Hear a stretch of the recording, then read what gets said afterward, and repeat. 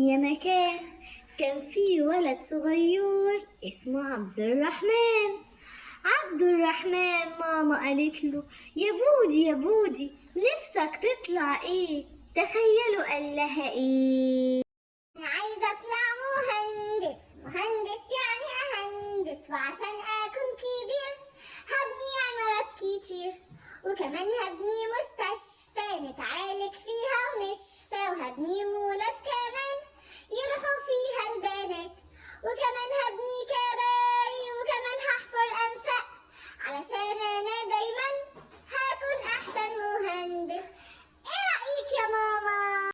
ماما لما سمعت كده قالت له حبيبي يا عبد الرحمن حبيبي، يا رب اشوفك احسن مهندس، بس لازم تذاكر كويس علشان تطلع زي ما نفسك فيه. وكمان انتوا يا صحابي نفسكوا تطلعوا ايه؟ لازم تذاكروا كويس عشان تطلعوا كل حاجة نفسكوا فيها. متنسوش تعملوا لنا لايك وتشتركوا لنا في القناة. باي باي.